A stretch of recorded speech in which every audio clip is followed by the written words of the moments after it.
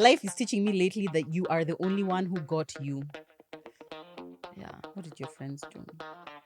I That feel feels like someone who got hurt. It feels to me and like someone yeah, who's it feels gotten like hurt. you've been let down by people. Mm, I saw this beautiful little video, mm, and the lady was basically saying like you need to surround yourself empowering people, all of that. We've heard that, but she said you wouldn't need to move in silence if the people around you supported what you're about. yeah.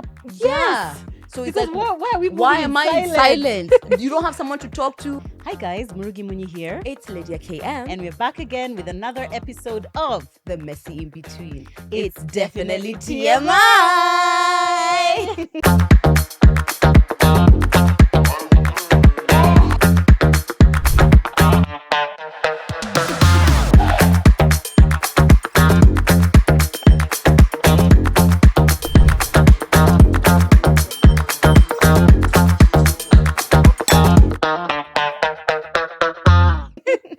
Why would we not coordinate? I saw someone saying in the comments of the last episode, actually, we started this thing for singing just like that, and then now all of a sudden it's TMI choir here. Yeah, it is. It is. You know, that's the beauty of creativity. That's the thing. You It can goes do what with us. You can do what you want Whenever you literally want. whenever you want. Hi guys, Yeah. welcome to this episode, and thank you for the incredible engagement we've gotten on our past few videos. Like, wow, just wow. Unbelievable. I don't think people understand how nice it feels for you to sit and create something and then hear people speaking back to you about the things you are speaking about. Yeah. There's just something about that. Yeah, and especially Just when it's feels something nice. which is just like not many people are having these kind of Yeah, conversations. yeah. So when you validate them, we're like, oh, So Exactly. it's good. I know. And I feel Yeah. like, especially when you're having conversations about like sex, I feel like different people on the internet interpret TMI content very differently, especially with Oh. regards to sex. There are people who are just like, you guys are always talking about sex. You're making people, just think that they're weird if they're not having sex, or you are, promoting over sexuality or hypersexuality among the youth. But there are others who say like, we are actually sexually empowering women. And that's how I love to think about Yeah. it. It's like, I want a woman who watches this to feel unashamed, to not feel guilty about having sex or not having sex, like to just feel like there's a space for us to openly discuss things that people are every day doing, actually. You interpret content based on who you are. Oh, So yeah. it's like we can't keep going back and forth about what you're seeing and what you're not seeing. Yeah. However, if you want to misunderstand our content, it's there. I said this. When Yeah. people are trying to misunderstand you, they will. They will, They for will. sure. Because the Yeah. truth is we always talk about accountability. We talk about safe sex. We talk about we actually had an episode where we were saying it's very normal if we don't want to have sex. Yeah, Like, we do not absolutely. first of all, we don't want you to have first of all, right now I'm not having sex. Whether you are having makes no difference. I'm not having sex at the moment. So No, she's not having sex with someone. does it count if it's yourself? Yeah. I don't think it's called sex. Really, isn't it? No, it's just called Sex- self-pleasure. Oh, right. Okay. Yeah, then that makes sense. self-pleasure. Yeah. Oh, self-pleasure, A1. Yeah. A1, But but how with do you know- another person. How do you know by the time this episode is airing that you're not having sex? So much can change in I a think day, do in a you know week. what? I feel like I might be by the You time. could be, yeah. Hey, please. I feel like my Honestly, energy, guys. My it's energy just so is back. open. It's She's back, baby. She's just open. Anyway, thank you guys for being here. Please do follow our social media handles, TMI Podcast KE everywhere, literally everywhere, and then Lydia KM and Murugi Muni. Now, to what we are talking about today, this is based off of something that I saw on, I think it was either Twitter or on TikTok, and basically it was like a group of adults just discussing what is life teaching you lately. The And most. there's nothing. The most. That's it's what. a bit too much, I would say, a bit too much. And I think we've done an episode like this before about like things we are learning in our 30s and things like that. But the thing about learning and the thing about life is that it just never stops. Yeah. It's just ongoing. We are constantly learning, and especially for Lydia and I feel like we're in very different seasons of our lives since the time that we did that episode Yeah, I about think we like did what we're learning. December. Yeah, exactly. And a lot has changed since then. Lord above. Lord above. Exactly. And then of course we also asked you guys on Instagram, which if you're not following now, you're not part of the conversation. But we asked you guys, to also share with us what are some things that life is teaching you lately. Here's one thing that I believe. Most of the things that you learn in life are based off of like something probably difficult that you go through, and then you're like, this is a lesson I've been able to get from that. But because you went through the difficult thing and you learned the lesson, then probably I might not have to go through the difficult thing that you went through for me to learn that lesson. And that's why I love episodes like this, because I feel like we are able to share, in each other's experiences and be able to share the lessons without me necessarily having to pass through anything to get that lesson. Yeah, vicarious learning definitely happens. But I feel like no matter how many times you've been told toxic relationships are not good. Oh, still. How many of us have had to drag ourselves through that mud to experience it? So like life is the true teacher. It's true. But I feel like there are many things, it's just like if you're observant enough, you don't have to go through the ghetto yourself. Yeah. You can just watch what we are doing. Yeah. Also, actually, I wanted to say, if you're listening to on podcast platform, please rate us. Yeah. Please rate us. There's an option for you to rate and comment. And I saw we're like at 4.6 stars, right? Not 5? Oh my God. Attacked. and And we, the yeah, breasts. attacked. Yes. And we didn't have as many ratings. So for you guys, one of the ways that you could really participate, because I guess you don't have comments like YouTube, would be to rate us. So please rate us. Share with us our views. I went through your comments and what you think about our podcast, and it's actually it's so validating. So that's our equivalent of comments on YouTube. So come on, guys. Let's do it for us. Let's do it. Yeah. Now, for some of the lessons that people submitted, are you about to start dragging people already? I'm about to drag you by your edges. Life is teaching you that Murugi, if you do something, it's drag you. I know, but it made me think that, okay, depending, I guess, on what you're going through at the moment, obviously that lesson is like very specific to like what you're, and anything that we comment doesn't invalidate what you're going through. But I would just say that as we go through them, it's important for you to ask yourself, is that the best lesson I could have gotten? Because it's like me saying, okay, I've just come out of a toxic relationship and the lesson life has taught me is that men are horrible. You see, so whatever, depending on your perspective, ding. Depending on your perspective, that difficult experience can teach you many different things depending on like how you're looking at the situation. But maybe we can share some of our own first. That's interesting. Yeah. And I guess this might be true to what you're saying. One thing that life is teaching me right now is that life is all of it. The messy, the ugly, the pits, the ups, the downs. And I don't know what it is with humans. We are constantly feeling like we're either having life. Like life is when it's great. Like right now I feel fulfilled. I feel happy. You think that's life. And then when you don't, you're just like, I'm just trying to get back to life. I'm just trying to get back to myself. It just feels like it's a series of up and struggling to get back up. Up, then down, then struggling to get back up. Whereas really, there's too much that we need and we get from the shitty moments, from the dark moments, from the crappy moments. Those moments where you're just like, this is not life. I'm just wanting it to harakisha so that life can get back to normal. It's life. And the more you feel like life is right now as it goes, the more you're not rushing yourself to get anywhere. You just take it as it is, and you take like the lessons and the moments, and you appreciate the season as is. And this is for me. I lost a childhood friend in July, 2 months ago. And with all my self-awareness and emotional attunement, I was so confused with that grief. I was so confused. I felt like I didn't know what to do. I had so much emotion trapped in my body. And after her funeral, I was crying my eyes out because I don't think I gave myself that much permission to cry, because it's like other people are sadder here and like they knew her more personally and all of these things. After, when I was driving back home, is when like I was just like crying my eyes out. When I got home, I was weeping. But in that moment, I was just like, thank you, God, for this. In that moment, I was crying because I do have that idea that it's like life is bad and this bad part can't be God's plan. And then this other good part, this is what God wants. That's not it. All of it is life. Stop rushing to whatever you think life is. This is it, kids. I feel like the reason why we do that, and I think I sometimes fall into that trap, is like you just don't want to imagine that this is life. You know what I'm saying? It's like sometimes even when I have a good day, I'm just like, but like last week I had 3 good days and then 2 bad days. So when I'm having a good day, if I find myself thinking, okay, fine, enjoy it today because tomorrow might be a bad day. That's the way life is.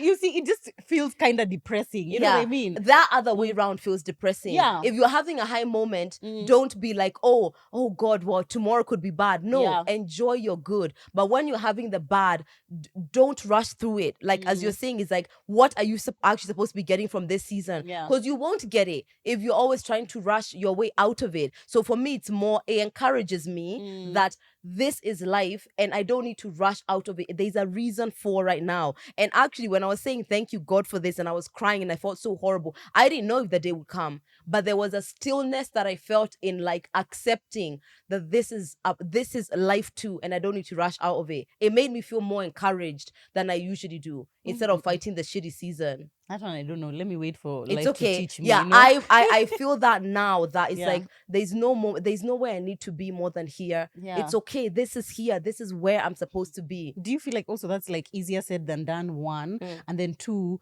greatly depends on like what the life situation is? Yeah. Because let's say, for example, your child has died, Mm-hmm. or it's almost as if it's like you're saying you should be grateful for whatever season you're in, or Don't like be if you don't feel like it. But for me, the gratitude made me feel like whatever I'm going through in this moment, I know it's going to excavate something that I might potentially be like, that was why that was happening. My point of this is like, I don't want to rush myself through life thinking that only those perfect moments are good. Yeah. Second of all, the darkness of what you experience is obviously going to determine your perspective, right? Yeah, for but sure. almost everything you see people are saying is like, one of them is like, God is enough. That's a lesson they've learned. Yeah. Okay, when you're going through, when your landlord is kicking you out, is God enough? So it's like a lot of the lessons we're going to share today are very, it's like you gotta be the person feeling the lesson. You I just think you so. have to You be. just Some of need to them be. you can kind of like everyone can appreciate, but like some of them are pretty ambiguous. Yeah. Which again, we are not invalidating whatever. No, it is we're that not, you're because saying. God is maybe indeed enough. in that moment, Yeah, that's everyone for has sure. left you and it was just God. And it's only God. So So that you God know, had to be it's enough. unique Yeah. to the lesson you're feeling. It's so for true. me right now, that's it. Okay. All of this is life, kids. All of this is life. Mhm. One thing that life is teaching me right now is that everything is better with money. Literally everything and any situation is better with money. And this is factually just like, I was recently just sitting and thinking, being in a long distance marriage is really tough. Raising 3 kids by myself here is really tough, but money makes it easier. Yeah. If I didn't have money to hire help, to fly to see my husband, to I don't know, give my children the joys of life, I bet 100,000% that it would be a lot harder. A 100%. lot harder. Yeah, I even said this. I think when I was going through the breakup, I was like, "Yeah, it's horrible, but I'm paying 5K an hour for a therapist to go So to do every, Whereas it's very different where you can't even afford that. Or when it was time to move out, first of all, I could afford the rent of the old apartment by myself. I could afford the lifestyle just like that. Yeah. I could afford to move out. Like all of those things were made easier because imagine if they weren't. Imagine if I couldn't go to therapy and I couldn't do all the things I was able to do. Of course, it would be harder. So much harder. 100%. Yeah. Things Also, are better with money. not having money doesn't allow you really to truly to focus on what Anything lessons else. am I learning in this season? What you just can't. You can't focus on anything else because you just focused on where am I getting the money for X, Y, and Z. And I think that's why again a lot of people stay in like toxic marriages or toxic relationships, because if he's the breadwinner, then you're just like Yeah, at where least are you going? let me suffer with the toxicness than suffer with the I don't have money to It's buy true. whatever. Yeah, and that's what people say, things like anxiety and whatever mental health issues are for rich people, because it's just like, who is thinking about that? What's that triangle where it's just like at the bottom, it's like the things that humans first think about are like the basic needs. That's the first thing. Yeah. Then the second thing is like love and relationships and stuff like that. And then at the top is like self actualization. Yeah. And it goes that way. So I don't expect someone to be thinking about self actualizing where really it's like the lights are off every 2 minutes. Absolutely. Yeah, I feel like that's a good one. Yeah. Oh, sorry.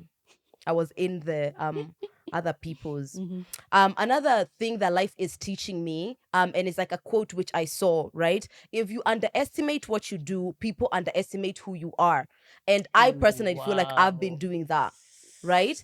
What I think I do as far as the knowledge I share, like all the research I've done or whatever, what I do on my page as far as a wellness content creator, I feel like it comes so easy to me. And because of that, I underestimate what I do. So even the way maybe I package myself, the way I handle myself, especially around that, is not as much of I'm a big deal as I need to. And what tends to happen is just that people are going to get from you the value of what you do. So if you devalue it yourself, or if you're just taking like, oh, since it's so easy, I can just do it here, I can just do it, then people just see it that way. So, but no, if I actually value what I'm doing and understand like all of the things that I do share on my page and the work that I'm doing comes from all of this hard work I've put out, then I'm going to be handled in a way which is just like, okay, all right, so that's what she's about. Yeah. And I've slowly started to do it, and I can almost see a difference. Yeah, you can see a difference. I find it so interesting that you see it that way. For me, I feel like even if I felt to myself, or even if I feel to myself like the content that I do is so easy, even though other people are just like, wow, you must live on your phone. But I'm like, no, it's literally a 15-second story. It doesn't take that long. But because of the constant reinforcement of other people on social media saying, wow, this is so amazing, I love the way you speak, whatever, which you get a lot. It's so interesting then that would not automatically register in your mind that, wow, what you're doing is not ordinary or normal, or like everyone does it. I don't know how to explain the feeling. It's like your brain just feels it to be a normal thing you've just said. But I appreciate the impact that I create. Sometimes I'm aware of what it is. But for whatever reason, it's like I don't hold that. It's like me creating it. I don't know how. There was like a gap between. It's like I can see the impact I'm creating, and then there's me, and it just all feels like they feel like. Are they even the same people? They're very different. I don't know what it is. And so yet like, you go on your page and you can see like 100 and how many followers? 100 whatever 46,000, 46,000 people are just like, wow, this is useful, this is interesting, like I actually want to listen. I wonder if someone like Beyonce ever went through something like that, because for her she just born singing, like able to just sing. But then was it the world that told her she's a big deal, or is she the one who was like, world, I'm a big deal, listen to me? I think it comes from you first. I think it comes from you first. I've always thought what I do is important, but there's a way that now I'm practicing on being like, no, it's like this is this is great value, you're a big deal. So, and it's for you to put yourself out there, because if you're just then chances are people are going to respond to that energy. Yeah, absolutely. Okay, another one, my second one, it's also about money. Suddenly I'm realizing that a lot of my lessons are about money. Nice. Anyway, shocker, are you shocked? Shocked. You're shocked? I'm falling off my chair. But this one also had a lot to do with social media. But the lesson that life is teaching me right now is that consistency pays, and it pays in cold hard cash. There is there's a different, you can always, whenever I go online, I can always see the people who are consistent and where it has gotten them, and the ones who have great content, who have great important things to say, and not just on social media, even just in life. In work. The ones who are consistent versus the ones who are not, regardless of how much talent there is, regardless of how blessed they are or whatever, or how not easy, their talent comes to them. The ones who are consistent, the money will follow them. And that to me is just a fact. And I feel like a consistent person never has to worry about, oh, another content creator is going to come and overtake me, brands won't want to work with me or whatever. There's something to be said about hard work and showing up and doing what you need to do, regardless of how you're feeling, or if you're having a creative block. Not to say that those are not real things, they absolutely are. But being able to push through those feelings and be consistent like TMI has is something, honestly, to be praised. And it's like, for me, consistency is like a signature on my work. It's like that, this is what it's all about. It's like it's like, I don't know if it's like icing on the cake. I don't know what it is, but it's like, it doesn't really matter what you're offering if it's not done consistently. I do these content creation consultations, like an hour. Somebody wants me to guide them on their YouTube, whatever the case may be. And one of the things which I say is that when you're the relationship you have with your audience is like a relationship, like a partner, right? A new boyfriend, first of all, a new one has to be consistent. It's you guys who say it's a red flag if it's not consistent, right? It's you guys who say that. The new boyfriend has to offer you value. They have to be present. They have to ask you what you're doing. It's a relationship. And so even now, I see the relationship I have with our audience, or my personal audience, as a point. This is a relationship I'm building. What do I want you to know from me in terms of a relationship is that I show up. If nothing else, I show up. If nothing else, you know where Lydia is. Sometimes I sleep in. Maybe I have a day off. But I'm going to show up. And and that's it. But do you find it interesting that we are both like that? No. I feel like, to me, this is like the normal. I get it, Until but it's I like, meet other people who are not consistent, I'm just like, what are you doing? But Why that's are you because like we are that? like this. I guess because we are like that. And by the way, consistency doesn't mean every day you have to be on stories and doing 100 stories a day. It means that if you say there will be one YouTube video a month, you actually do the YouTube video a month. If there'll be I don't know, a reel every week, then you actually do the one reel. It's whatever you've promised, you stick to it. Because remember, no one asked you to even be a content creator. No one asked you to be those things. You're the one who came and you told us, by the way, guys, you can expect a reel a week. You came and told us unprovoked. And then now, where is even the reel? Where is it? Where is it? It's so annoying. Yeah. Imagine your man only coming to talk to you once a week. Or, just saying, oh, yeah, I'm going to call you tomorrow. But then he doesn't. Yeah. It just feels wrong. Yeah, and I love that we can do that, and I feel like you see it, and you see the trust from your audience, especially, and actually even consistency with anything else. Whether I don't know, you're a tailor and your clothes are consistently perfect, whatever good, the case, yeah. whatever it is. Actually, as yeah. a hairdresser, you always look, like those are going to be the best braids ever. That Exactly. consistency, Is either what- way, is going to get it. And I guess my next one is like pretty much the same thing. And I saw a creator saying this: effort needs no talent.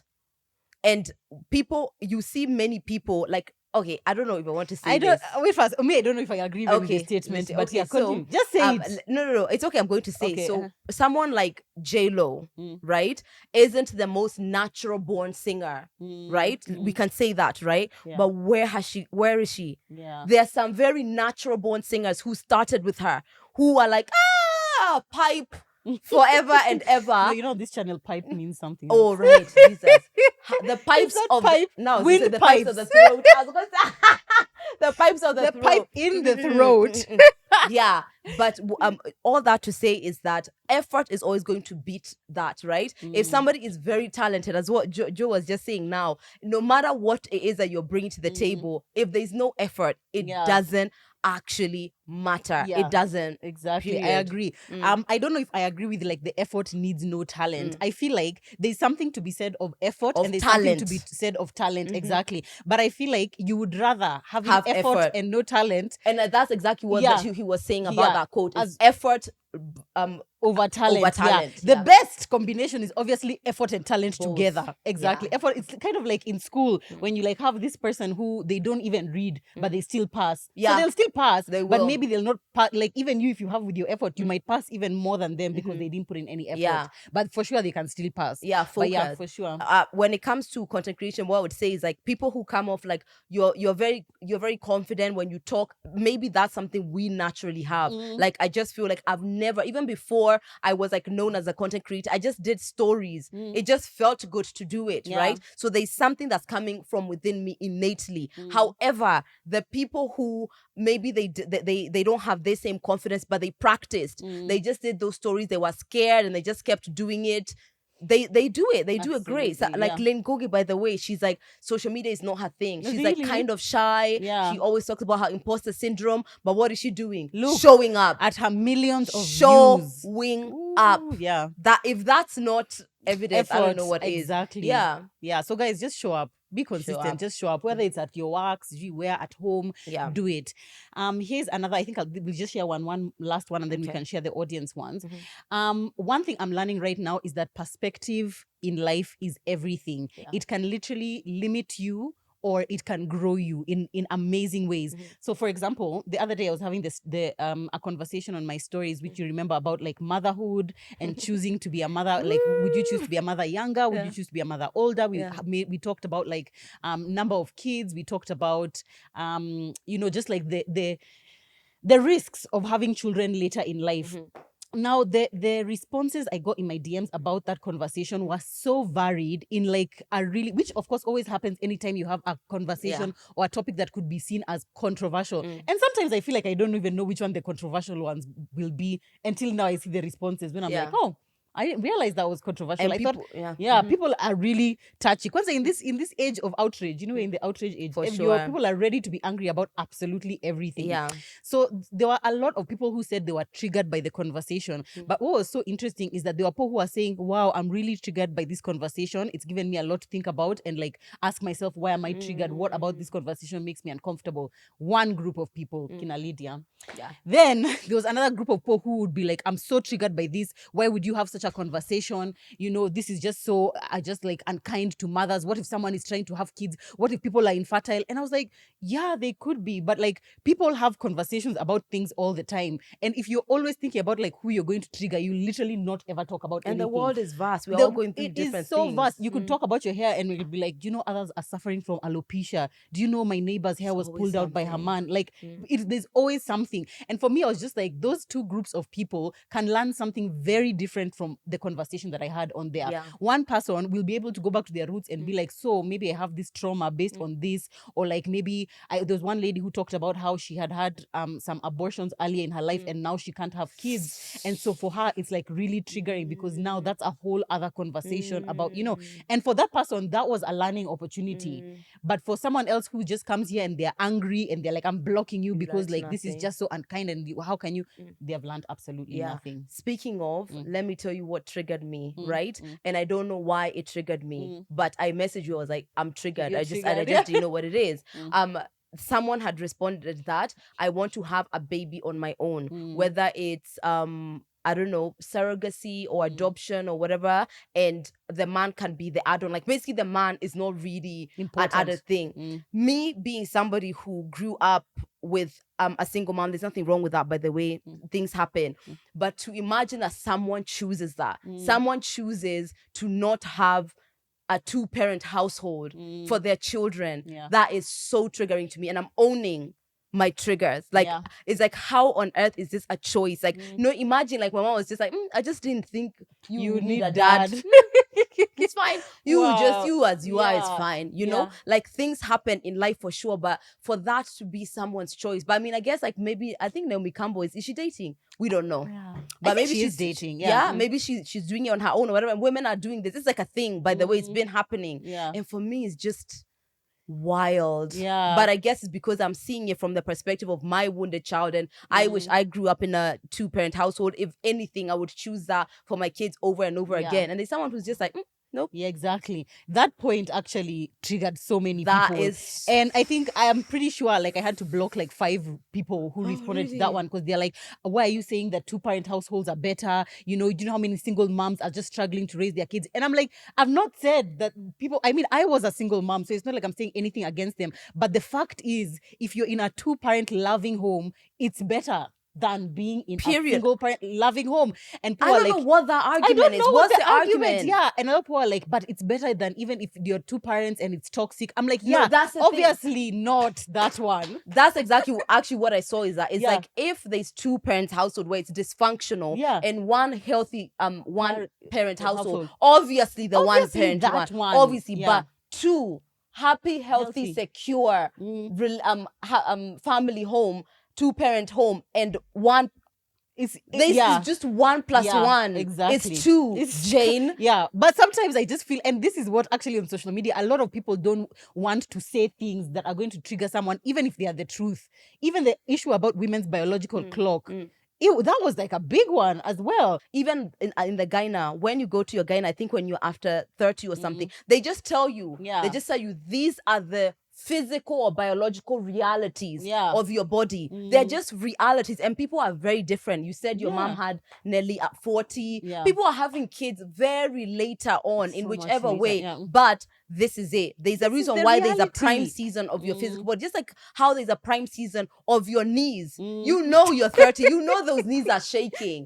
Now, why are you upset? It's not you had knees at 22 or 23 are very different, and that's okay. That's your fine. Skin, everything in general, because your body is taking there's a toll being taken on your body because you're getting older. So many things change that way. But I feel like sometimes it's when people are triggered, it's more of like a projection of the truth that they don't want to accept because maybe it's scary. And it's okay. I appreciate it's scary. Maybe if you are saying, do you know what, I'm going to wait until I'm 38 because I want to focus on my career.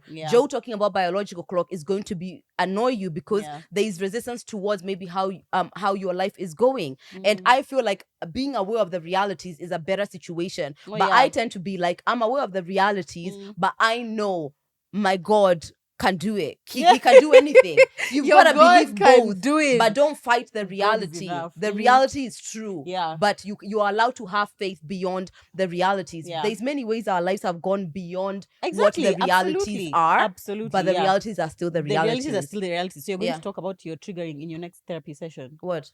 What Why you said that triggered you. triggers? Yeah. But I already know why that's triggering. Why? Because of the experiences I've had With going men. through. No. Because of the experiences I've gone through. My one was when the lady said that she wants to have a baby on her own. Yeah. That's what triggered me. Not the whole 2-parent household. That didn't Yeah. trigger me. I agreed with that. I didn't know what the argument was. Anyway, because I'm aware that because of the experiences I've gone through, having that my parents had an acrimonious divorce and then we were separated, in that we didn't grow up with my dad. I don't even think it would have been helpful, by the way, to us to Yeah, grow up honestly. in those those 2-parent household. This is one of those situations where them alone is Thank better. God it's Woo, better. Woo. definitely. Because I'm aware of that, it's like I'm projecting how I felt growing up with a dad onto that woman's potential children. So that's what I'm doing. I'm thinking it's like your mom is choosing for you to go through this. Imagine. Why? Yeah. But it's not going to be the same. It's Who on not the earth says it's same. going to be anywhere near what I experienced? So I'm aware Yeah. of why I'm getting triggered, and I know it's my triggering. Yeah. I'm triggered myself, but for me that's a hard concept for me to get around. It's difficult, It's right? a very difficult Yeah. concept for me to get around. Yeah. Yeah. Here's another one that I thought of earlier, and I think I was telling Lydia in the bedroom, is that besides doing your taxes or like obeying the constitution, I'm an adult and literally no one is forcing me to be anywhere or do anything or talk to anyone. Yeah. Like sometimes I just ask myself, okay, so you're the one who has chosen this. Actually, it's you who has chosen this. Like, do you want to? Do you have to? How can I get myself out of this uncomfortable situation if I want to? Especially talking to people. For me, one of the things I refuse to suffer in my 30s is like, if talking to you makes me feel uncomfortable, invalidated, unloved, unhappy, why am I talking to you? I'm literally just not. I literally will just not be talking to you anymore. For me, that's just, adulting is like, now I'm responsible for where I am. Of course, as my mom says, as you're growing older, you make your choices and then your choices make you. And as you get older, you have less and less choices based on the choices you made when you were younger. Yeah. But for the most part, especially where I am in life right now, no one is going to stress me. 100%. I think one of mine as well was that the power of my choice. Oh, yeah. The other day on Lingugi's interview, I was telling her how sometimes I wake up and whatever people are saying, or there's like some shitstorm on social media or something like that, and I'm just like, so you turn off Instagram. You're complaining so much about the worst of it. And not to say that I invalidate my own emotions, but I like to remind myself that I'm choosing this. Switch off the cameras then. Who's making you do TMI? Who's making you? Yeah. Who's making you have an Instagram? Nobody is. Yeah. All of this is like a choice, a lifestyle which I've chosen. And every time I remind myself of that, all of that, the negative side of social media just kind of, it just evaporates. Yeah. Because I'm deciding this is it. My therapist says people and the noise on social media is like our hazard occupation in our jobs. Yeah. Some people is like the roof might fall on your head, you might get hit by a car, whatever your job is, you might get burnt by the oven. This is ours. Occupational hazard, yeah. It's whatever. True. It just is. Actually, it's a very empowering thought. Yeah. The fact that I could actually just say no. Switch I don't off want Instagram. and then just do it. You think people will run after you and then down the road? No. I'll move to Threads. Move 100%, to Threads. exactly. I'll move Yeah, to Threads, it's like 100%. that. Reminding yourself that every day is like, how am I choosing to do this? How am I participating in this? For me, it's usually, how am I participating in my own misery? I ask myself that enough. Yeah. Okay, something bad has happened. We felt bad today, the next day, the other day. I feel like after the third day, we need to ask ourselves some questions about how we want to improve this condition. Especially, it's not a situation which is like dire. It's like, how am I seeing this in a way that's removing me my power, and how can I see this in a way that empowers me? Because sometimes you can't change what's happening, but you can change how you are seeing it to be from a more empowered perspective. Exactly. Yeah. And also, I feel like this could sometimes be confused for absolving someone else of the responsibility of how they are hurting hurting you. So, for example, your man cheats on you and whatever, then you start asking yourself, okay, it's him who cheated, but it's like me also, I did this and this and this. I feel like someone else is someone else, and it's you. That doesn't mean that you can't go and confront them and tell them, you did this to me, it hurt me. But ultimately, that person could refuse to apologize. And now, if you're living the rest of your life just waiting for them to apologize and not being able to move on, then you have a problem. Accountability is responsibility for your part. Yeah. Not for their actions. Everybody holds themselves accountable. That's their problem. They want to, if they don't, that's not your problem. It's just your part. Another thing that life is teaching me is that black tax is a bitch. Oh my God. Black tax is a bitch. God. God, a moment of silence. Huh? I'm triggered. You're triggered. Own your trigger. Oh, own Lord. your triggers. I feel like on the one hand, you feel almost grateful because I know there's people who have like black tax that's so overwhelming. They're not able to grow themselves. They're not able to do anything with themselves. Somebody messaged me, sent me a screenshot of someone's, I think it was like a dilemma or a message to Nairobi Gossip Club about how it's like they had a baby young and then their mom, who is like well off or can do for themselves, constantly punishes them, abuses her verbally and stuff like that because she's helping take care of the baby and she needs to work to be able to kind of build herself out to be able to take care of her and her baby. But because her mom charges her rent, which she doesn't need to, but just out of whatever, so now it's like she doesn't have that much. I think she earns something like 10K and now the mom is charging her to do 3 or something, so she's left with nothing to build herself, to get herself out of this situation. So there's that. Sometimes that's not even black tax, but what I'm saying is that sometimes you're overwhelmed by the money you have to give like your family members who are not doing as well. Maybe I'm not at that, but now I feel like there's a mindset that I have now where it's just like I feel like I have responsibilities and it's not really just me anymore. And I think it's in the beginning of this year where I said it's like I wanted to be more helpful with my family, and I did. And what you told me is like tread very carefully with that. But so much has come in the last 3 months all at the same time. I literally called you. I was just like, take everyone. Take the wheel, because it's just like, yeah, sure, I'm here and I'm managing, but just even the concept of the responsibility to that level is like, yeah.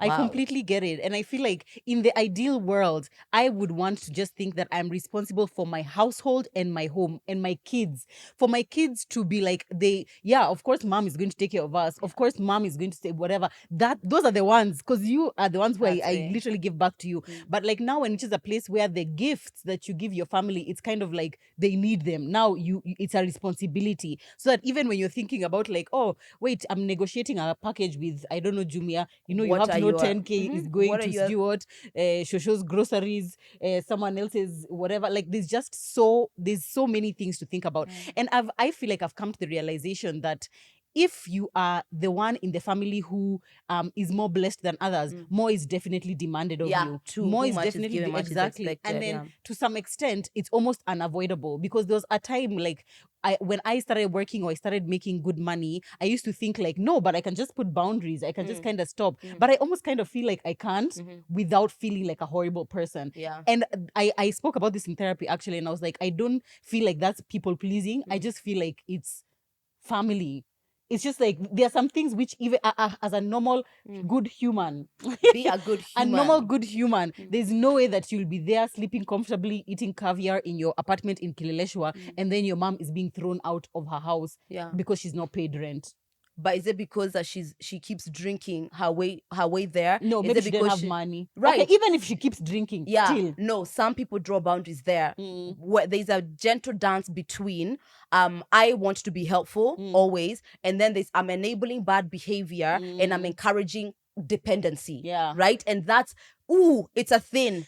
It literally is a day-to-day. It's a day-to-day walk. It's a day-to-day because what happens is that there's a reason why only one person ends up continuously being the one who's doing well, because all of these people who are depending on this one person, they're dependents. Dependents are not independent. They're not innovative. They just don't do anything. They know that there's going to be someone. So there's a reason why you find it's like, wait, 25 years of this one person being the one who's the most successful.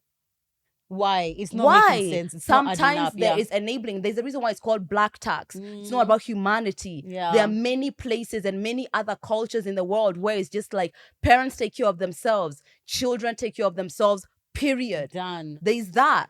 You know Yeah, that actually. happens. So for me, it's like one of the biggest things, especially like maybe younger family members, I want to equip them with some of the skills that I didn't have myself so that they can be as independent as early as possible. Yeah. That's the dream. Yeah. As opposed to keeping people in this loop of not learning how to take care of themselves, because it goes on and on and on. They're one of the people who you're maybe helping take care of, maybe a teenager or like early 20s. Let them have twins. Whose twins are they?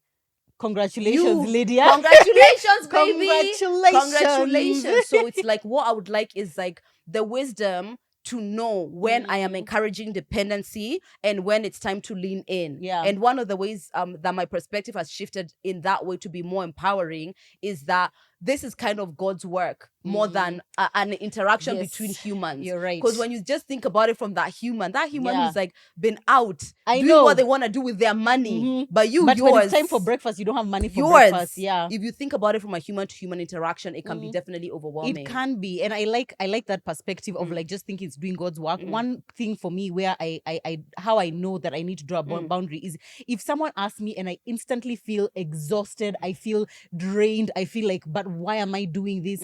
Automatically I feel like I need to think twice about what I'm giving this person and not necessarily everything that they're asking for. Sometimes someone will come ask you for 20,000, you just respond to be like, but what I'm able to give you right now is 5,000, and not feeling like you are the one responsible for helping them raise that 20,000. No, this is what I'm able to give towards that. It's true. Yeah, so I shouldn't ever feel like, sometimes it's just like when I feel a hesitation, because like with like your mom, you would never feel a hesitation. No With way. my mom, I'm like, I would Butana. strip my clothes off my back and walk around without anything for my mom.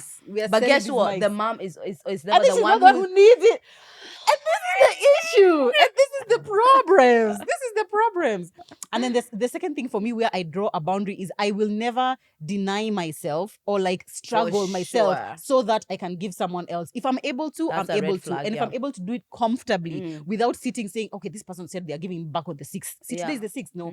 If I have to do that, I already know that that's not somewhere I want to put myself, because then I'm even putting an unrealistic expectation on you. If you come back and you tell me, oh, I'm not able to send it today, but now I was waiting for that so I can pay rent. Yeah. Come on, It's that's true. just not making sense. Yeah, no, so that's a red definitely flag. boundary. Yeah, and maybe one thing I would also add is that I've realized that in families, people are bringing in different values, right? So, like for example, there's a cousin of mine who helps me take care of someone who I need to take care of, like the physical aspect of it, right? Because I can't be there, right? And that's value, and to a certain degree, is black tax maybe in time or effort emotions, in something, right? So I start to see how other family members are contributing too, so that you don't feel like your burden is the biggest. There are people who are spending so much of their time, they're sacrificing so much of their time to participate and to be an active member of taking care of some of the family members. So it's not just about money. There's many ways other people are contributing, and I think the people who get black tax from the perspective of money tend to feel like their sacrifice is the biggest because it's tangible. It's the one we can count. You can see these are hundreds of thousands. But when you look at it, the other family members who are the ones who maybe are there more presently, they're the ones who are going to do that shopping you sent money for. They're the ones who are going to take that person to the hospital that you sent money for. And you see how they're making their own sacrifices in a way that you probably could never. You know, so it helps me see it in a bigger perspective. But yeah, black tax with money, it's the heaviest. I'm sorry, because I money is definitely like, can't you know, say the that. reason why I even think money is the heaviest is because it's like something I've worked for. Yeah. Do you know what I mean? I have toiled to get the money, whereas it's like giving my time, and it's not something that. But you couldn't give your mine. time. So that means that's the one thing which will actually be the most tiring for you to give. Because you couldn't. You couldn't give your time if you wanted to. So it's just a thing that you have more of. To be debated. Let us know in the comments, guys, what you think. I've seen the effects of someone giving their time. I've seen that. And so actually, even their boundaries are required. Even their boundaries are Yeah. required, because your time, your life could shift. A lot of family members, they end up like the last end of their years being they were taking care of someone. Oh yeah. And that's it. And that's it. Then you're dead. Damn. So anyway, yeah, black Yeah. task, be graceful. Ooh, I know. Yeah, I was going to give another one of mine related to that, but I feel like I know we've already passed 40 minutes, right? We have. So let me share We some shared of none of the what other people's. exactly. So let's share some of what you guys were saying about things that life is teaching you lately. And I want you to be open-minded as we go through these ones. Okay. Will I'm only you going to be? pick the I'm speaking to myself, Okay. obviously. Yeah. I'll pick the ones which are like, I don't know, debatable, I guess. Someone says one thing life is teaching me right now is to stay delusional. Reality will never bring me down. Okay, so I have a dance to this, as you guys may know, because I'm a firm believer that like the reality that you create is kind of pretty much yours. However, as I just said, when we're talking about that whole what's it, biological clocks, there are realities that are just there, right? Those ones, please, let's not argue about, because if we keep being delusional about facts, the world is a blur. We must agree that this is nude, or this is blue, This is brown, or this is blue, black. yes. We must agree to those ones. Yeah. But I feel like there's a big part of how people create new worlds is by being delusional. The first person who did open heart surgery, what are you? What are you you drunk? crazy? What are you talking? What do you mean you're going Yeah. to open my heart, me, and do surgery? Yeah. People who create new worlds are often the delusional ones. Yeah. So I know exactly what she's talking about as far as there's a delusion, and there's a way you can create a new world from the perspective of I'm just creating a new world. And I hope this doesn't mean that you're now in this toxic relationship with Brio. And then now you're just like, no, he's my man. We are getting married. Brio we're has already getting told you. married. He just He's said, what? married. He just got married already- last week. And his wife is pregnant. Please, So please. there's some Yeah. ways where it's just like, no. Yeah. Exactly. It's No, harmful it's to not. you. You can't. Yeah. I feel like delusion, which it's like you need to run. You need it so that you can run away from reality is dangerous, because there's something then I feel like in your reality that you're not willing to change or to Accept. face or to accept, or that you feel like you're not able to change or accept. Yeah. Because in that way, then you'll just be like, oh, I'll just stay delusional. Everything is fine. Everything is okay, because you're not able to face what it is that you need to change. So I would say, as long as it's from this other perspective that you're saying, of where like you want Your life to, can be, your life can be beautiful, and even though you don't have all the money right now, you want to act like a rich bitch. You want to just like pretend that you're a big deal, even if you don't feel like a big deal right now. In that way you can be delusional, but also what in your reality can you change so that you can start living in that delusional world, like for real, so that it can be the reality. So basically, if delusion is a defense mechanism, it needs to go in the bin. It needs to go in the bin. go in the dustbin. Sorry, no, I have to actually scroll through. I'm sorry, my phone died, guys, so here we are. Someone says, yeah, life is teaching me lately that you are the only one who got you. Yeah. What did your friends do? I That feel feels like someone who got hurt. It feels to me like someone who's it feels gotten like hurt. you've been let down by people. I saw this beautiful little video, and the lady was basically saying like you need to surround yourself empowering people, all of that. We've heard that, but she said you wouldn't need to move in silence if the people around you supported what you're about. Yeah. Yeah. Yes. So it's Because like, why are we moving why in am I in silence? silence? You don't have someone to talk to. Are you You silent, don't have someone or are you you can silenced? talk about Yes, please. your dreams with. Please, So yeah. I feel like there's an aspect of that, like it's shielding you from having to rely on people, and it does sound like a consequences of that. But what I do believe is that as far as the life I want to create for myself, it's me and me. In that people can support me, people can be here cheering me on and helping me out, but at the end of the day, it's me and me. But yeah, I believe that my life is beautiful because of the people who I have in it. So absolutely, yeah, I also agree with that. Plus, also, I feel like my mom got me. I just feel like there's no and forever world that she wouldn't ever show up for me or something like that. But yeah, I do agree. Does your mom have a boundary of her love, or she will support you? My mom has a boundary What's the for boundary? blasphemy. Oh, She's like, she will support me, do anything, but that she won't. Yeah, but she's not gonna cut you off. You'll just say sorry and you'll move on. Assuming I do say sorry. It's like now my new identity is like blasphemy. My new brand is blasphemy. Yeah. And you've decided to become a demon You worshiper. see? Something like that. Okay, She won't fine. do that. I guess so. That was interesting when she said that to me. I was like, oh, so your love has limits, does it? Right. Yeah, but I mean, even with things like that, which like a mother to a child says, or a husband to a wife, I'm always like, let that situation come. A husband to a wife. Yeah. Please. Or a wife to a husband. Like Both ways. people in marriage or people in parent-child relationships, I feel like saying a boundary is one thing versus like when the thing actually happens. Like, I'm is so she, sorry, Joe. are People you are now? leaving each other. People are leaving their marriage for anything. What are you talking about? No, Mother but and now, child. mother and child. Let's talk about that one. What are you saying about marriage and the institution of marriage? I'm saying nothing. What are y'all saying about it? What are y'all as saying? we love it here, and it's nice. You speak for yourself. Oh, sorry. Use your I mic. myself am loving it here. Okay, we Go love on it. Twitter and see what they're saying. Not on Twitter, on Threads. On Threads. We don't By like the way, Twitter Twitter, anymore. no. Ew. Those of you who are on Twitter, Gloria is on Twitter. I know. Red flag. Are you on Twitter, Nance? Yeah, she is. Red flag. But she didn't actually tweet. She just goes to see even her, things. she doesn't. Yeah. Exactly. Most Even people going on Twitter is brave. Yeah. Here's someone else's. Life is teaching them lately that a good reputation is worth far more than anything. With a good name, it's easier to achieve everything else. I don't think it's It's worth more than anything else. However, my mom always used to tell us that a good reputation is like currency, right? If you are consistently known for one thing, when something else comes to the other side, it's like it's gonna pose doubt. So a reputation has something. It has value for sure. Yeah. But more than everything, I don't think so. I don't think some more people than have anything. the worst relationships and they're doing great. The worst reputation. Also, I don't know whether it's because of the rise of social media, but these days I almost feel like someone's reputation is really subject to, it's like very subjective. Like there are lots of people who, depending on what stories you've read about them, you're just like, oh my god, that person is an absolute dustbin. But then someone else has perhaps interacted with them in a different platform, and then their reputation seems intact. Also, in an age of cancel culture, where literally you do you've done a billion good things, but you make one mistake, your reputation has been taken away. And it's just like, who decides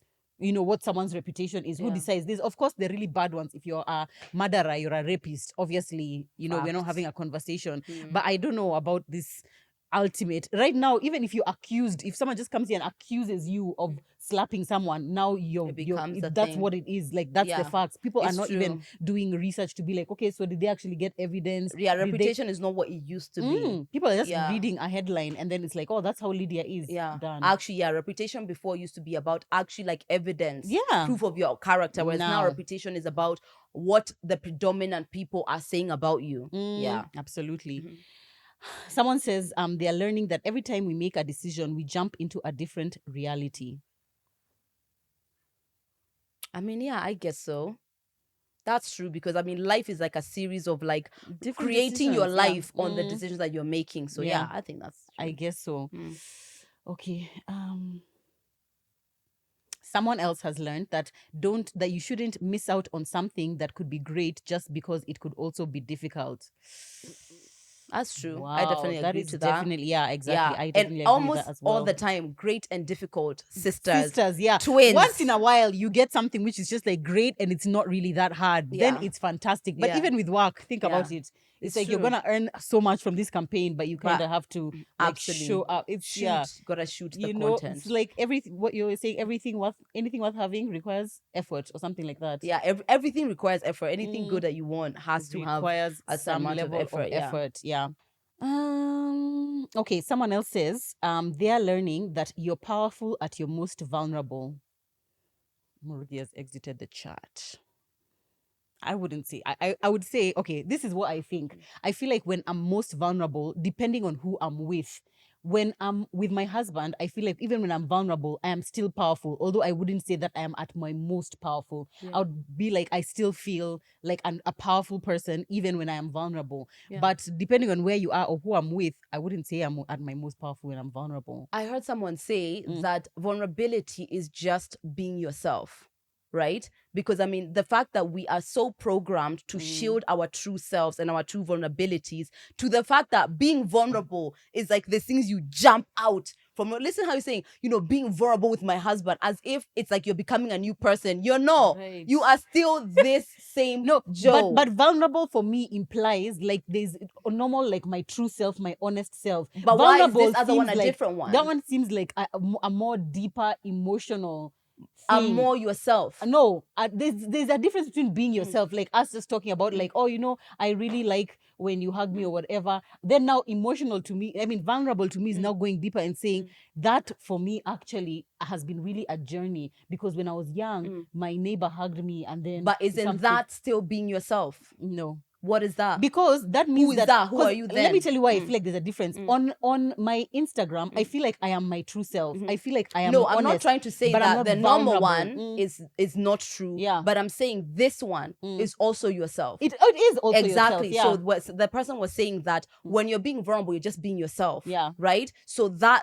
the fact that you're being truly yourself, yeah, or being yourself that you're not always so confident to share with other people. So that is what I think is powerful. But is that the feeling you feel in that moment? Yeah, I would vehemently absolutely. disagree. Me too. I would vehemently disagree. That's not when you okay. So that's when you feel you're most powerful. But I'm seeing what you're saying, girl. I'm seeing what you're saying as far as when you're there's power in, first of all, being able to be that vulnerable. Like in that. But is power the word that you'd use? Is it powerful? Why? What do you? It depends on what your perspective of power is. What's your perspective of power? What is the definition of power? Okay, let's Google the definition. Let me of Google power. exactly. Power. So it's just bringing me ghost. And this No, power meaning or power what is definition. the definition of power? Possession of control, authority, or influence over others. Okay, what I'm reading is the ability or capacity to do something or act in a particular way, like the power of speech. All right, that's one. That's different, yeah. The capacity or ability to direct or influence the behavior of others or the course of events, a political process that offers people power over their own lives. I mean, yeah, you definitely have influence over the person who you're having a conversation with when you're being vulnerable. Do you? You How? do, because they change the way they see you. You've automatically changed that, or you've allowed them to get closer. For me, you see, why I disagree with that is because then that is dependent on how they are going to react to your vulnerability. But you're gonna influence them either way. There's no way. First of all, to think you're stupid, you're weak, you've you're influenced dumb. them. They didn't say positively impact. No, you people be serious. So power, like I can see. First of all, your dance with vulnerability. I can see why she's disagreeing with this for sure. This is So the truth. for me, like as far as the way I'm seeing is like, is that the place when I feel the most powerful? I wouldn't think so. But the courage to be able to be vulnerable has a power in itself. There's something that it brings to you as a human experience. But I would not really go shouting to everyone that if you want to feel powerful, be vulnerable. Yeah. Also choose who you're being hard. vulnerable. Choose who you're being vulnerable with. Yeah. Yeah. Okay, right. I have my phone back. Praise God. Something someone is learning or life is teaching them lately is there is no such thing as work-life balance. I have accepted. Yani, it is a fallacy and a big lie. I think work-life balance doesn't exist in the way that people sometimes make it seem. The way people feel like if you have achieved work-life balance when it's 50-50 and it's you're working 100% doing great and life 100% is doing great. What people don't realize is that the word balance literally means that you're constantly like this. You're constantly balancing up and down, which means that some days it's like life is winning and you're not able to finish all the work that you needed to do. Other days you needed to stay at work until 10 p.m. and you didn't get home in time to tuck your kids in. But it's the being able to like balance the two of them, even if one sometimes it's 80-20, another one it's 70-30, another day it's 10-90, but you are trying to balance them. That one is where it is. Yeah. I heard someone a few years ago saying that the word balance always leads to a juggling act, right? And what she said is that what she gears towards is harmony. And since then, I don't think I've ever used the word harmony, work-life balance ever, because I realized you don't need balance. You need them to be in harmony. So for me, I feel like I constantly have harmony, because as long as within the month, some weeks, like I can't even clean my apartment, but within a month, I have dated my friends. I have spent time on my own. I have done great in the work that I do, and I've seen my family. For me, my life is in harmony from that perspective. Where number one, I'm not missing anyone's big things. I don't know. A friend had a wedding, and I don't know. Like I feel like I'm generally seeing it, and that's what I need: harmony. Not like you've left for work and now you can't see your family, or that one feels like it's too off. It's too far. Yes. Also, I feel like it's easier when you're looking at it within the spectrum of like a month. Vis-a-vis day to day. Please no. It's like right now, I don't think so. I think it's not fair to you. fair to yourself, Yeah, honestly. it's not fair. I think you even sometimes see yourself in even bigger, in like a chunks of a year. In this year, what have I been able to do? Yeah. Or generally speaking, how am I feeling? Because if you wait for it to be like every day, 2 hours with the kids, 2 hours with, it's too much. I like that. Yeah. I like this one that someone shared. They said, as long as they are trying, I am staying. This is for all relationships, friends, family, romantic. Discuss. Sometimes, let me be the first in the discussion to say something. Lydia has said this before, is that sometimes someone is trying, but their capacity to meet your needs is not, what do you usually say? There's a difference between someone's willingness to meet your needs Someone's versus their desire. capacity, exactly, Yeah. someone's desire. So this person could be trying, but it might still not be enough for you. I feel Yeah. like sometimes it's just beyond someone's ability to be able to do exactly how you want things done, Yeah. or to be the kind of person that you need in your life, especially in romantic relationships. Yeah. And you don't make decisions based on like someone's desire or someone's effort towards a particular thing, because if they don't have the capacity, they don't have the capacity. For example, so many African children have been gotten their ass whooped because they're not doing great in maths. They are trying. Trying. We can see Damn. Joe Rogan is He's trying. yeah. But he just, that's not his thing, or even whatever it is that he's trying, or the way he's being taught, Yep. there's something that isn't working for him to have the capacity to have that A star. Yeah. There are some things I'm always going to be more about. That's the you thing. know? Yeah. So I feel like if you make decisions especially in your relationship from the perspective of, are they trying? There's no relation you can't be in. Honestly. Someone has cheated on you with all of your sisters, but this time they're trying. not It my was a cousin. It was a cousin. But I'm trying. They're trying. Next time it was a neighbor. Next time it was a neighbor. Yeah. They're trying. Yeah, actually, that one is very chancy. I would say, I feel like the I don't know where you're coming from is a good place, but I would say you need to put a time frame to the trying. And it what are can't we have been talking 5 about? years. Yeah, what are we talking about? It can't have been 5 years and they're still trying to communicate with you. It can't be physical basics. abuse. It can't be. No, So thank he's you. trying. Last time it was a mwiko. this time time it's a it's hand. At Progress. least. No. Yeah. But don't listen to me. Me, I'm single. How do I know? Exactly. Someone says that life is teaching them lately to appreciate good health. They have been sick, and at times she feels scared. She's looking forward to healing. And God, wow, yeah. I empathize. I feel like being sick is one of those things which you can't thank God enough, or you can't appreciate enough when you're not sick. But when you are sick, you know how like when you get a sore throat, you're just like, wow, what was life before I had the sore throat? Honestly, when the sore throat goes, I'm going to be so thankful for my throat. Then as soon as you don't have one, it's just like, You're back. oh, but this is life. Yeah. But it really sucks when you have one. I think it's there's a quote that goes towards something like health is like the gift only the sick man can appreciate, or it's some like health is only really appreciated majority of the time with people who are sick. Like the second you're sick, so much that we take for granted. Yeah. Honestly, I too. Sometimes even when I think about like complaining about my weight, but I'm just like, but you have a body which functions, which has born 3 children, which you're able to like sit and like talk. We have our voices, and we're able to have a podcast. Yeah. Things which we don't even think about. It's like, of course, we have our voices. We appreciate it for 3 minutes. Then the next day, we're like, okay, see, this is how life is. I know. Someone is saying that life is teaching them that one problem at a time is a myth. All problems at all times, they don't wait. Ain't that the truth? Yeah, Lydia can tell you that. Ain't for that sure. the truth? Ooh. All problems, all together, collectively, running towards you with spears and lions. Honestly, that's life. But that's the funny thing. It's like I was was it February or March this year after Zach left for the UK? I really felt that was spears and lions. I was Spears like, and my lions. dad got in an accident. My mom was unwell. I don't know what was happening at home. Like it's like they all just happened that time. When now Zach has gone, that's when they're all happening. To a point where I was just like, wait, is it my perspective? Were all these things happening? And then it's just that because he was here, I was just like, oh, I'm relaxed because I have him to be here. No, that was lions and spears. It was truly lions and spears. It was. I'm sorry. And that's kind of what it is. Like you think that they will come to you bit by bit. Yeah. No, they will come all at the same time. When I was saying I was overwhelmed and I was calling Joe, it's because it was like, why? Why is it this time period? Yeah. All of these things are pouring at you at the same time. It can be so frustrating, honestly. But I feel like at some point, because you now come to expect like problems to some extent, I feel like things don't faze me as much as they do, because it's just like, okay, this is just another problem.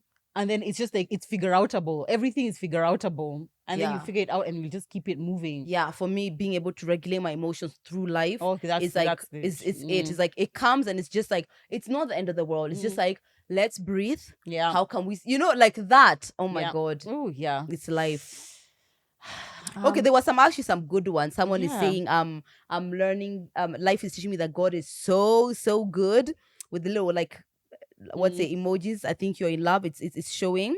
Someone else said, life is teaching them that it's not always about me. Yeah. Well, yeah. Def. In my world, it's always about me. Like my own, only this world In my is about space, me. it's always But about the me, second yeah. you step into this a different dynamic, it's not always It's about not you. always about you, for sure. Someone saying that life is teaching them to be comfortable with their own company. I feel like that. yeah, I feel like I've done that, but I think I've always been, but it's just like now I've probably been more intentional about it. Yeah. Here's another thing that I feel like I learned, maybe not this year, but it's something that I learned, let's say, lately in the past few years, is that sometimes when you pray, God says no to your prayer. Oh, by the way, because Abu speak into yeah, right? Because sometimes people are like, you pray for something and you pray, and you feel like, okay, God hasn't answered. Maybe he's answered and he said no. Or maybe he's answered and he has said, wait, not right now, maybe later on. But a lot of people, I feel like sometimes it's just like, I'm praying. Why isn't God answering my prayer? No, he has said he doesn't think you should have a man right now. Yeah. He thinks you should have one in 3 months' time, Yeah. you know, kind of thing. So I feel like sometimes he said no. He said no. Sometimes So he just the said problem is that no. how do you know? I guess it just doesn't come. But when do you know? Because it's like, I've been praying At the for the end of love your of my life, life. like At the now end of you your die, life, you're like, oh, so it's been 20 years of waiting for so him. that's So you had said no that time. That's confirmation. There's this page I'm really obsessed with. Her name is Dina, and she has these conversations, like the conversation she has with God. And one of the things she says, like, sometimes it's not necessarily about the constantly waiting for God to answer you or to guide you or to tell you what it is. Sometimes it's the condition of your heart in the seasons where you're not sure. You know, so it's like more of like, you know, you're frustrated and it's like, God, more Anxious, than yeah. I've spoke to God, I've told him what I want, and your heart is still at rest, even yeah. in the unsureness. So sometimes it's about that more than the waiting to see if God is going to That's answer the it. thing. God is not on your time frame, by the way. He's not in your time. Oh, No? okay. Somebody's saying that life is Let's teaching end on a them. high. Kids give you purpose. Go. This is I'm glad you've asked me this question. Honestly, I'm so glad you've asked me this question. I feel like kids give you a purpose, but it doesn't have to be their purpose. Yeah. I feel like there are many people who like to, it actually makes me very uncomfortable when someone comes and says like, my child saved my life, you know, or something like, you know, they're just my only reason for living. I feel like, first of all, it's too much pressure to put on a child that your everything in your life, in your world is dependent on this one child. Definitely. And my it will kids, show in your parenting. Oh, yep, it will show will. in your It definitely parenting. will. There's definitely a heightened sense of like, I know why I'm here. I know why I'm working hard that my kids give me, but they're not the only reason. Also, I want to be happy. I want to have fun. There's so many other things outside of my children that I feel also give me purpose. But they're a big one. I don't think it's healthy for them to be the only one. Yeah, and even beyond your kids giving you purpose, taking care of them is kind of like what you have to do. Yeah, it's like it's one required. of those, you have to work hard Yeah. because you have have the children. kids, Like yeah. it's like, even remove the purpose part, Yeah. that is like the bare minimum. I feel like there's a lot of times where we've seen it, especially our generation, based from the way our parents raised us. It's like, you are raising me to be what you couldn't be. And all of that pressure, the way everyone has to be a doctor, is that about me? A lawyer, it's not an about engineer, me. It's not exactly. about me. It's about you. So I feel like there has to be a very clear line between where you as a human ends and where your child and the independency and their autonomy as a person begins. Because it could be tricky. I know for sure. I feel like the way my mom loved us, it was really, really wonderful. But at some point, if it felt pressure. Yeah. Like you could feel like if tomorrow something happens to you, you know, you just feel like, hey, you can feel it. You can feel it's that literally you palpable. are. Yeah, my mom is like, yeah, love her children are everything. I And I know. mean literally everything. Despite Yeah. her having the rest of her life, everyone who meets her knows what the center of her Mama two life girls, is. mama of Mama two girls, girls. exactly. My But I feel girls, like my my girls. girls, they all know. Hurry.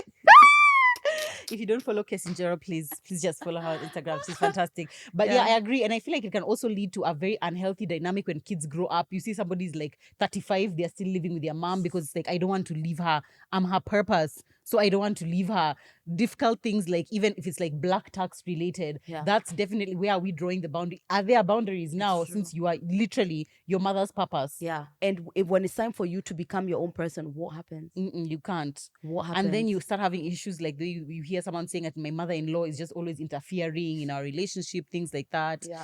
Yeah. It's so very, kids it's do very give you a challenging. purpose. This is correct. But because of how like the enmeshment of parents and children can be very tricky, we just wanted to give those buts. Yeah, the buts. Yes, the buts. We really need to give those buts. Big Murugi buts. Exactly. I feel like with a lot of the ones that we read, there was a lot of buts. Yeah. But again, like we said, I feel like depending on where you are in life, obviously lesson is true the to you. lesson is true to you. Yeah. But I would just say let's keep our minds open to learning, first of all, more than one thing per experience, and also being open to see things from a different perspective. Yeah. Because if your perspective is just that life is hard, life will indeed be and hard. I love the way that Yeah. you asked, is this the most empowering lesson I could have learned from this? That's a really that's actually today's lesson. Whatever you're going through, is this the most empowering lesson you could pick up? Exactly. Because men are dogs that do nothing for you.